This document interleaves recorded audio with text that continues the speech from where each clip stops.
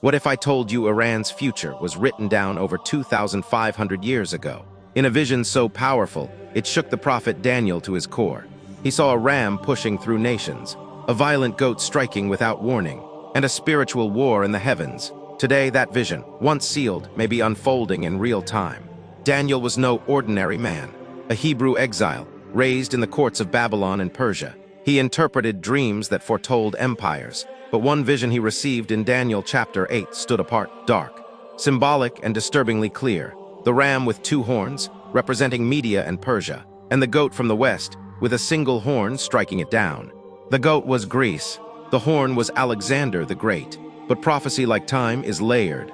This wasn't just history. Daniel's words vibrate beyond Babylon. The spirit of Persia lives on in modern-day Iran. And the war he saw wasn't only political, it was spiritual. In Daniel chapter 10, something chilling happens. Daniel fasts for 21 days, waiting for a message from heaven. When the angel finally arrives, he says, "The prince of the kingdom of Persia withstood me for 21 days."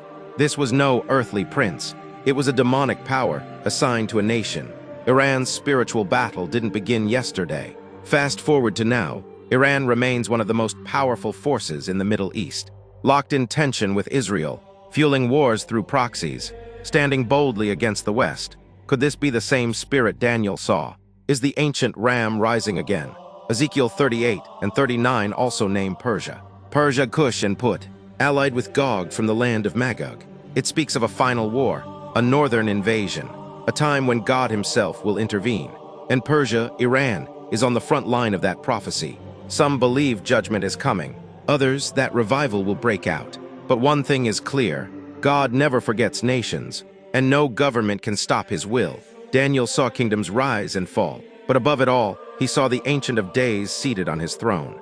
We often watch the news, but forget the heavens. Iran is not just a nation in conflict. It's a battleground between light and darkness, between truth and deception. And God is not silent. Daniel's message wasn't just for kings. It was for anyone willing to watch and pray. God is moving through nations, through prophecies, and through people like you. Don't be afraid. Be aware, be awake, be ready. If this stirred something in your soul, share it, speak it, and pray for the nations, especially Iran. Because when prophecy meets reality, it's not time to panic. It's time to prepare.